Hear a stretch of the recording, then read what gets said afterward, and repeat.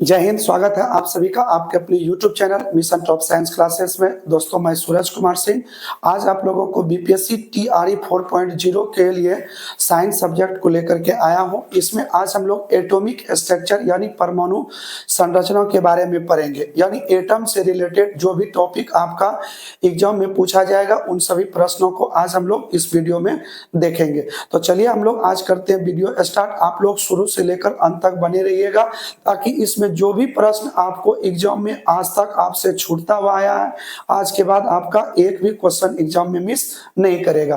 तो चलिए हम लोग एक एक करके बारीकी से वीडियो को समझेंगे, देखेंगे, ठीक है। और इसमें जो भी पॉइंट होगा नोट करने वाला करेंगे। देखिए, हम लोग इसमें सब्जेक्ट साइंस जो है ये उन सभी स्टूडेंट के लिए है जो 1 to 5 के लिए भी तैयारी कर रहे हैं या 6 to 8 हो उनके लिए भी जरूरी है, और जो पीजीटी एवं टीजीटी के लिए पढ़ रहे हैं उन सभी बच्चों के लिए ये वीडियो बिल्कुल ही क्या होगा, आवश्यक होगा। ठीक है, तो हम लोग इनको ध्यानपूर्वक समझेंगे। देखिए, एटॉमिक स्ट्रक्चर क्या होता है, तो सबसे पहले हम लोग बात करेंगे किसके बारे में, तो एटम के बारे में। एटम क्या होता है, तो एटम को हम लोग बोलते हैं क्या, परमाणु। परमाणु जो होता है ये किसी पदार्थ का क्या होता है, तो सबसे सूक्ष्मतम कण होता है। यानी पदार्थ का जो सबसे सूक्ष्मतम कण होता है उस कण को हम लोग क्या कहते हैं, परमाणु कहते हैं। ठीक है, दुनिया का कोई भी पार्टिकल्स हो तो उनके सबसे छोटे से छोटे कण को हम लोग क्या बोलते हैं, परमाणु। यदि हम लोग इसको स्पष्ट शब्दों में समझें तो परमाणु क्या होता है, ये एक वैज्ञानिक था जिसका नाम था जॉन डाल्टन। वैज्ञानिक का नाम क्या है, तो जॉन डाल्टन। जॉन डाल्टन का कहना था कि परमाणु जो होते हैं ना, इसको अगर अपने स्पष्ट शब्दों में समझना हो तो बालू का एक कण लीजिए और बालू के एक कण को इनको डिवाइड करिए कितने से, 1000 से। तो इनके द्वारा जो पार्टिकल्स आपको मिलेंगे यहाँ पर वही पार्टिकल्स क्या कहलाएगा, तो परमाणु कहलाएगा। यानी एक छोटे से कण को 1000 टुकड़ों में करिए तो जो हजारवां टुकड़ा होगा वही कण क्या कहलाएगा, तो परमाणु कहलाएगा। यानी पदार्थ का वह सूक्ष्मतम कण परमाणु कहलाता है जो स्वतंत्र अवस्था में नहीं रह सकता है। ठीक है, परंतु इनका एक गुण क्या है कि जो परमाणु होते हैं ना, ये क्या करते हैं, रासायनिक अभिक्रिया में भाग लेते हैं। ठीक है, पॉइंट को याद रखिएगा कि परमाणु जो होते हैं रासायनिक अभिक्रिया में भाग लेता है परंतु यह स्वतंत्र अवस्था में नहीं पाया जाता है। ठीक है, इन पॉइंट को याद रखिएगा। तो ये एग्जाम में आता है प्रश्न कि परमाणु रासायनिक अभिक्रिया में भाग लेता है या नहीं लेता है, या स्वतंत्र अवस्था में होता है, तो बिल्कुल यह स्वतंत्र अवस्था में नहीं पाया जाता है। ठीक है, तो जॉन डाल्टन ने परमाणु के अध्ययन के संबंध में कुछ बातें बताया, हम उन प्रश्नों को देखते हैं। देखिए, इनके अनुसार पदार्थ का जो सबसे सूक्ष्मतम कण होता है उसी कण को हम लोग क्या बोलेंगे, परमाणु। परमाणु की विशेषता क्या है, अभी तुरंत हम बताए आपको कि परमाणु रासायनिक अभिक्रिया में क्या करती है, भाग लेती है। और जब वह रासायनिक अभिक्रिया करती है तो न तो परमाणु का निर्माण होता है और न ही परमाणु का नाश होता है। ठीक है, कोई नए परमाणु का निर्माण नहीं होता है। और एक तत्व के सभी परमाणु जो होते हैं वो समान होते हैं। देखिए, इनको हम लोग समझते हैं जैसे एक परमाणु के सभी जो होते हैं यानी तत्व के सभी परमाणु समान होते हैं। इनका वजह क्या है, तो देखिए जैसे मान लिया जाए एक तत्व है आपके पास सोडियम और एक तत्व है क्या, क्लोरीन। तो सोडियम के जितने परमाणु होंगे ना, जितने परमाणु होंगे ये सभी परमाणु सदृश होंगे, परंतु इनका जो क्लोरीन का होगा, क्लोरीन के सभी परमाणु क्या होंगे, सदृश होंगे। लेकिन इन सोडियम के परमाणु और क्लोरीन के परमाणु जो सदृश होंगे ये ऐसा संभव नहीं है। यानी इन दोनों के परमाणु सदृश नहीं होते हैं। ठीक है, क्लियर हो गया पॉइंट आपका। सोडियम का जो परमाणु होगा वो अपने में सदृश होगा, क्लोरीन का जो परमाणु होगा वो अपने में सदृश होगा, परंतु इनके परमाणु इन क्लोरीन के परमाणु के सदृश नहीं होगा। तो इसीलिए हम लोग कहते हैं कि एक तत्व के सभी परमाणु क्या होते हैं, सदृश होते हैं। परमाणु क्या करते हैं, रासायनिक अभिक्रिया में भाग लेते हैं। इन पॉइंट को हम लोग देखा, जैसे हम लोग बात करें H2 और O2, यहां पर हम क्या देख रहे हैं कि हाइड्रोजन के दो परमाणु और ऑक्सीजन के दो परमाणु, इनके द्वारा जो बनेंगे उसमें परमाणु का निर्माण नहीं होगा, इनके द्वारा मिलकर के जो अणु बनेंगे उसमें परमाणु उतनी ही संख्या में रहेंगे और वही परमाणु रहेंगे जो इसमें भाग लिया है। जैसे यहाँ हाइड्रोजन भाग लिया ऑक्सीजन, तो बनने वाले यौगिक में उसमें आपको हाइड्रोजन और ऑक्सीजन देखने को मिलेगा। ठीक है, तो इस तरह से परमाणु रासायनिक अभिक्रिया में भाग भी ले लिया और इसके दौरान न तो परमाणु का निर्माण हुआ और न ही इसका नाश होता है। देखिए जॉन डाल्टन ने कहा था, ये बिल्कुल इंपॉर्टेंट फैक्ट है, इनको ध्यान रखिएगा। जॉन डाल्टन के अनुसार परमाणु की जो होते हैं ना वो कैसा कण है, तो अविभाज्य कण। इनको आप याद रखिएगा, ये प्रश्न TRE 3.0 में आया था कि जॉन डाल्टन के अनुसार परमाणु होते हैं तो परमाणु क्या होते हैं, अविभाज्य कण होते हैं। ठीक है,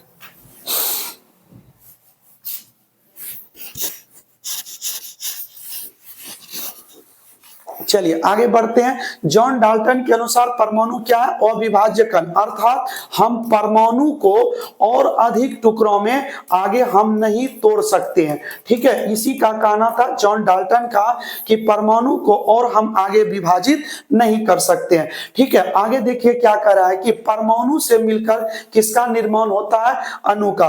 तो इससे यह पता चल रहा है कि परमाणु से जो होता है ना ये बड़ा कण होता है कौन, तो अणु, यानी परमाणु से मिलकर के क्या बनता है, अणु। जैसे मान लिया जाए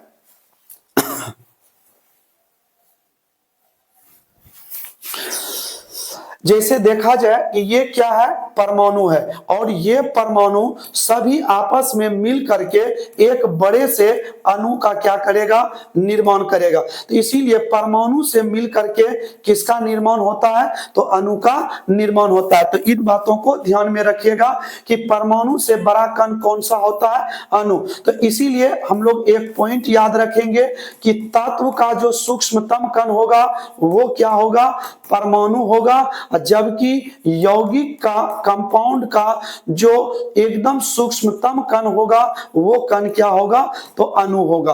परमाणु स्वतंत्र नहीं होता है, परंतु अणु जो होते हैं ये क्या होते हैं, तो स्वतंत्र होते हैं। ठीक है, परमाणु रासायनिक अभिक्रिया में भाग लेता है परंतु अणु रासायनिक अभिक्रिया में भाग नहीं लेता है। और देखिए तत्व स्वतंत्र अवस्था में नहीं पाया जाता, यानी यहाँ पर तत्व नहीं परमाणु लिखना है। परमाणु जो होते हैं ना यह स्वतंत्र अवस्था में नहीं पाया जाता।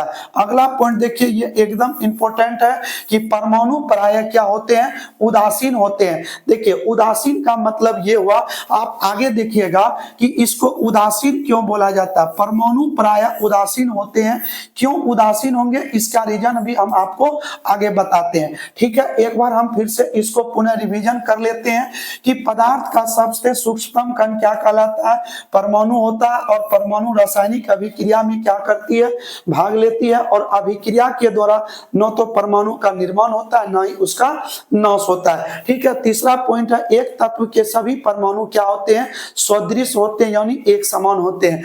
आगे हम लोग देखते हैं जॉन डाल्टन के अनुसार परमाणु क्या है, तो अविभाज्य कण है। जॉन डाल्टन ने ही बताया था कि परमाणु को और हम अधिक टुकड़ों में नहीं तोड़ सकते, हालांकि आगे जाकर के परमाणु को कई टुकड़ों में तोड़ा गया और जॉन डाल्टन का जो परमाणु सिद्धांत था उसे गलत साबित कर दिया गया।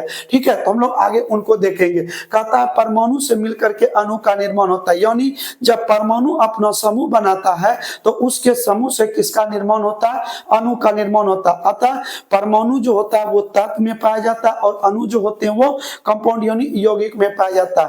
परमाणु जो होते हैं ये रासायनिक अभिक्रिया में भाग लेता है परंतु अणु रासायनिक अभिक्रिया में भाग नहीं लेता है। ठीक है, अगला पॉइंट क्या, ये स्वतंत्र अवस्था में नहीं पाया जाता, और इसके बारे में हम लोग समझते हैं ये क्या है। चलिए नेक्स्ट हम लोग बात करें। देखिए आगे चल करके जो जॉन डाल्टन ने कहा था कि परमाणु को हम आगे नहीं तोड़ सकते हैं, ठीक है, तो इनको लेकर के अलग अलग वैज्ञानिकों ने इन पर परीक्षण किया और आगे जाकर के पता चला कि हम परमाणु को कई टुकड़ों में विभाजित कर सकते हैं, जिनमें मुख्य रूप से इनका विभाजन 3 प्रकार से किया गया। तो पहला था इलेक्ट्रॉन, दूसरा प्रोटॉन और तीसरा क्या था, न्यूट्रॉन। तो अतः इन 3 कणों को बोला गया परमाणु का मौलिक कण। परमाणु के 3 मौलिक कण होते हैं, इलेक्ट्रॉन, प्रोटॉन और न्यूट्रॉन। अब देखिए इसमें इलेक्ट्रॉन क्या है, प्रोटॉन क्या है और न्यूट्रॉन क्या है, इसके बारे में समझते हैं। देखिए हालांकि ये परमाणु का तीनों टुकड़ा है, परमाणु को 3 भागों में मुख्य रूप से तोड़ा है, तो वही चीज है 3 कण है। तो जो कि यही 3 कण निकलने के बाद जो जॉन डाल्टन का जो था परमाणु सिद्धांत, उसको क्या कर दिया गया, तो गलत साबित कर दिया गया। ठीक है, डाल्टन का जो सिद्धांत था वो गलत साबित हुआ, किसके वजह से लेकर के, तो आगे जो वैज्ञानिकों ने परमाणु को कई टुकड़ों में बांट दिया। तो इनमें पहला कण क्या है, इलेक्ट्रॉन, दूसरा प्रोटॉन और तीसरा क्या है, न्यूट्रॉन।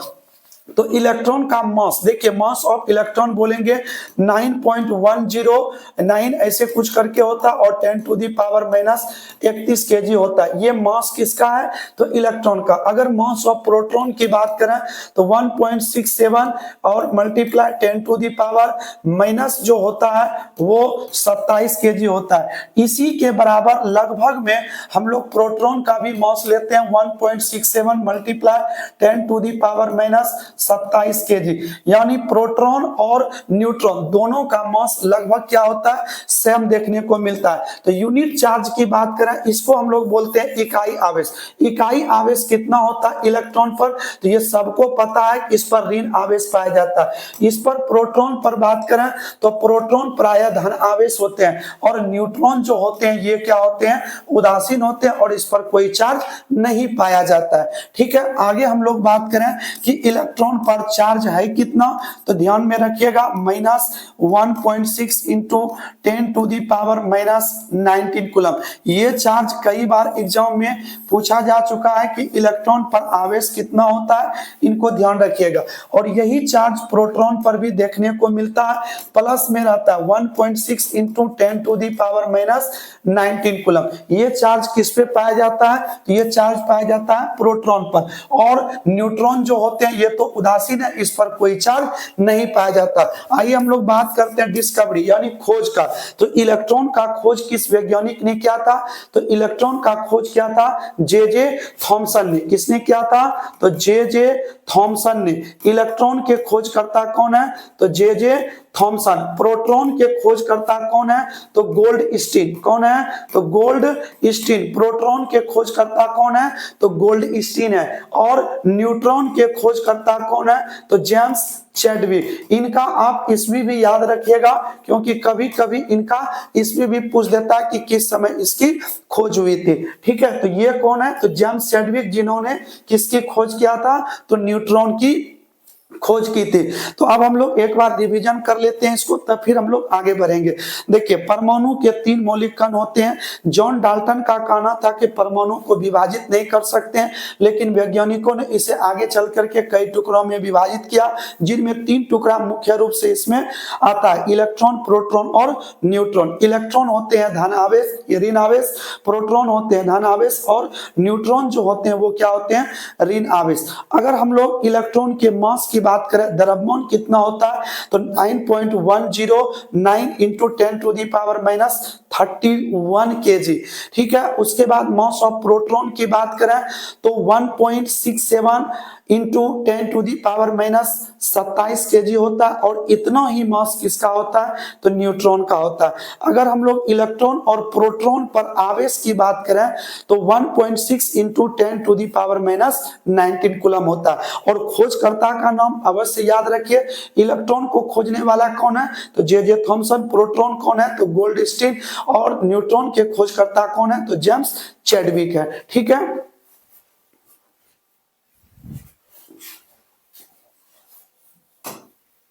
चलिए, तो अब हम लोग आगे बात करते हैं कि परमाणु में मौलिक कणों का स्थान कहाँ है, इनके बारे में हम लोग जानते हैं।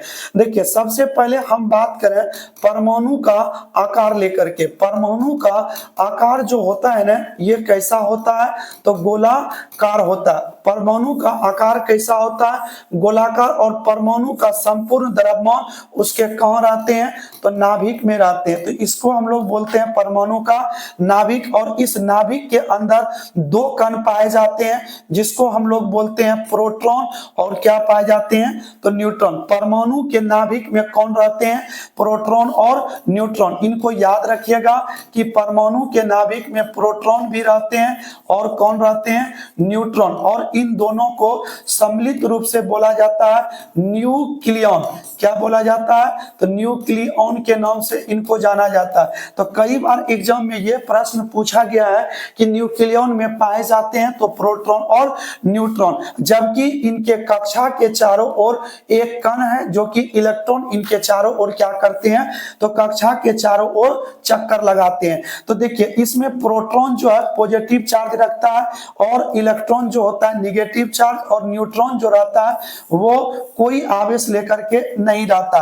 तो देखिए, इसका मतलब ये हुआ कि परमाणु के अंदर नाभिक में प्रोटॉन धन आवेश लेकर के है और इलेक्ट्रॉन क्या लेकर के है, ऋण आवेश। जबकि इसमें देखा गया है कि नंबर ऑफ प्रोटॉन जो होते हैं ना, वो नंबर ऑफ इलेक्ट्रॉन के बराबर होते हैं। Number of proton equal to number of क्या होते हैं, इलेक्ट्रॉन होते हैं। Number of proton equal to number of electron. यही वजह है कि किसी परमाणु में जितने प्रोटॉन पाए जाते हैं उतने ही उसमें क्या होते हैं, इलेक्ट्रॉन होते हैं। यही वजह है कि दोनों बराबर होने के कारण आपका परमाणु जो होता है ये क्या हो जाता है, तो उदासीन हो जाता है, अर्थात न्यूट्रल हो जाता है। इस पर कोई चार्ज नहीं बचता है। तो इसीलिए परमाणु प्राय क्या होते हैं, उदासीन। आपने पहले इस टॉपिक के बारे में सुना कि परमाणु जो होते हैं उदासीन होते हैं। क्यों, क्योंकि उसमें नंबर ऑफ प्रोटॉन और नंबर ऑफ इलेक्ट्रॉन दोनों आपस में क्या होते हैं, बराबर। यही वजह है कि परमाणु क्या होते हैं, उदासीन होते हैं। तो इनको ध्यान में रखिएगा कि प्रोटॉन और न्यूट्रॉन कहां पाए जाते हैं, नाभिक में, जबकि इलेक्ट्रॉन उसी कक्षा के चारों ओर क्या करते हैं, तो चक्कर लगाते हैं। ठीक है, आगे हम लोग देखते हैं। इसमें देखिए, ये जो प्रोटॉन और न्यूट्रॉन है, इसी के अंदर परमाणु का संपूर्ण द्रव्यमान रहता है। तो परमाणु का जो संपूर्ण द्रव्यमान है वो कहां पर है, तो उसके नाभिक में। तो कहने का मतलब ये क्या है कि नाभिक के कणों का योग जो होगा, नाभिक के कणों का जो योग होगा वो किसके बराबर होगा, तो परमाणु द्रव्यमान के क्या होगा, बराबर होगा। द्रव्यमान को हम लोग भार भी लिख सकते हैं। तो नाभिक के कणों का योग, तो नाभिक में कण पाए जाते हैं प्रोटॉन और न्यूट्रॉन, वो किसके बराबर है, द्रव्यमान। और द्रव्यमान को हम लोग क्या लिखते हैं, तो ए। तो इसका मतलब है परमाणु द्रव्यमान इक्वल टू क्या होता है, प्रोटॉन प्लस न्यूट्रॉन। चलिए, हम लोग आगे बात करते हैं। तो इसमें हम लोग देखेंगे और परमाणु से रिलेटेड कण के बारे में और समझते हैं। देखिए, हम लोग एक बात करते हैं उदासीन परमाणु का। एक तरफ हम लोग उदासीन लेते हैं और दूसरे तरफ हम लोग लेते हैं आवेशित परमाणु। ध्यान से समझिएगा, आवेशित परमाणु, एक उदासीन परमाणु जिसमें हम लोग बात करेंगे क्या, तो जैसे हीलियम हो गया, उसके बाद लिथियम ले लेते हैं, उसके बाद ऑक्सीजन ले लेते हैं, नाइट्रोजन ले लेते हैं, सोडियम ले लेते हैं। ये सभी जो है ना, ये सब के सब आपका क्या है, तो उदासीन परमाणु है। जबकि आवेशित कणों की बात करें तो आवेशित कण में दो तरह का होता है, एक पॉजिटिव चार्ज वाला होता है परमाणु, और एक जो होता है वो निगेटिव चार्ज वाला भी परमाणु की बात करें। जैसे सोडियम, ये अपने पास Na+ रखता है, कैल्शियम Ca2+ रखता है, मैग्नीशियम Mg2+ रखता है, एल्युमिनियम Al3+ रखता है। जबकि निगेटिव चार्ज की हम लोग बात करें तो इसमें chlorine Cl-, oxygen O2-, nitrogen N3-। तो इस तरह से जो परमाणु होंगे आवेशित कणों में दो स्थिति पाए जाते हैं। तो अब हम लोग दोनों के लिए हम लोग बात करेंगे कॉमन रूप से कि क्या समान होता है और इसमें क्या फॉर्मूला जो है दोनों के लिए अलग अलग होगा। जरा सा इस पे हम लोग बात करते हैं, समझिएगा इनको ध्यान से। देखिए इसमें हम लोग एक काम करते हैं कि इसमें जो हम लोग उदासीन के लिए बात करते हैं, उदासीन परमाणु के लिए इसमें number of proton, number of electron और नंबर ऑफ एटॉमिक नंबर, ठीक है। कहने का मतलब ये जो है प्रोटॉन की जो संख्या है ये किनके बराबर है, इलेक्ट्रॉन की संख्या के बराबर, और यही बराबर होते हैं किसके, तो परमाणु संख्या के बराबर होते हैं। ये फॉर्मूला जो लागू होता है किसमें लागू होता है, तो उदासीन परमाणु के लिए। जैसे फॉर एग्जांपल की बात करें, जैसे हम लोग बात करते हैं सोडियम का Na11 होता है, इसकी द्रव्यमान संख्या 23 होता है। इसके बारे में हम लोग आगे समझेंगे। तो देखिए इसमें हम लोग बात करें तो नंबर ऑफ, इसमें Z जो है ना इसकी संख्या कितनी है, 11, क्योंकि परमाणु संख्या जो 11 होता है यही बराबर होंगे आपका नंबर ऑफ प्रोटॉन के और नंबर ऑफ इलेक्ट्रॉन के, ये तीनों बराबर होंगे।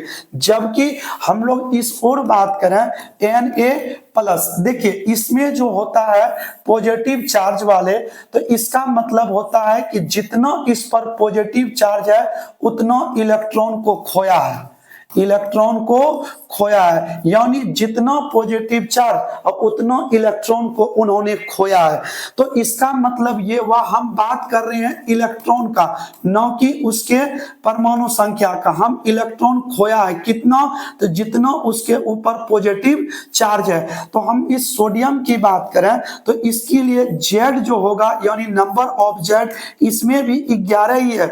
नंबर ऑफ प्रोटॉन की बात करें तो नंबर ऑफ 11 ही है, परंतु इसमें नंबर ऑफ इलेक्ट्रॉन जो है इसकी संख्या उतना कम होगा जितना इसके ऊपर प्लस चार्ज है। तो परमाणु संख्या 11 है और एक प्लस है, तो एक कम हो जाएगा, इसके इलेक्ट्रॉनों की संख्या कितनी हो जाएगी, 10। तो इससे ये पता चलता है कि number of Z equal to number of P equal to, यानी यहां से लिख सकते हैं not equal to number of E, यानी ये दोनों तो ठीक है परंतु इसके बराबर नंबर ऑफ इलेक्ट्रॉन आवेशित परमाणु में इस ढंग का कंडीशन नहीं बनता है, ठीक है। एक और एग्जांपल लेते हैं, जैसे यहां पर हम Mg2+ की बात करते हैं। तो देखिए इसमें Z जो होंगे परमाणु संख्या मैग्नीशियम का 12, इसमें प्रोटॉन की संख्या भी कितने, 12, परंतु इलेक्ट्रॉन की जो संख्या होगी उतना कम होगा परमाणु संख्या से जितना उस पर पॉजिटिव चार्ज है। तो 12 में 2 माइनस हो जाएगा तो कितने बचेंगे, तो 10, इसमें इलेक्ट्रॉन 10 होंगे, ठीक है। लेकिन इसमें क्या देखने को मिल रहा है कि इसमें तीनों के तीनों क्या होंगे, बराबर होंगे, ठीक है। तो एक हम लोग निगेटिव वाले की भी बात कर लें, तो निगेटिव का मतलब होता है इलेक्ट्रॉन को ग्रहण करना, इलेक्ट्रॉन को क्या करना, ग्रहण करना। तो ग्रहण करना कितना, तो जितना उसके ऊपर चार्ज है उतना इलेक्ट्रॉन ग्रहण क्या होगा, अपने परमाणु संख्या से ज्यादा। तो ऐसे हम लोग क्लोरीन Cl- की बात करें तो इसमें परमाणु संख्या Z 17 ही है, प्रोटॉन की संख्या भी कितनी है, 17, लेकिन इलेक्ट्रॉन की संख्या परमाणु संख्या से उतना ज्यादा होगा जितना माइनस। तो 17 प्लस क्या लिखेंगे, 1, तो क्या हो जाएंगे, तो 18 हो जाएंगे। तो इसकी परमाणु संख्या, इलेक्ट्रॉन की संख्या कितनी है, तो 18 है, ठीक है। तो इस तरीके से हम लोग इसमें आवेशित परमाणु में और उदासीन परमाणु में कितने जो है इलेक्ट्रॉन होंगे उनकी संख्या को निकालने सीखे। तो चलिए हम लोग मिलते हैं अब नेक्स्ट वीडियो में, जहां हम आपको इसके द्रव्यमान संख्या, इलेक्ट्रॉन प्रोटॉन न्यूट्रॉन की संख्या और समस्थानिक, समभारिक और समन्यूट्रॉनिक को लेकर के वीडियो बनाएंगे, ठीक है। तो चलिए मिलते हैं नेक्स्ट वीडियो में, तब तक के लिए धन्यवाद, जय हिंद।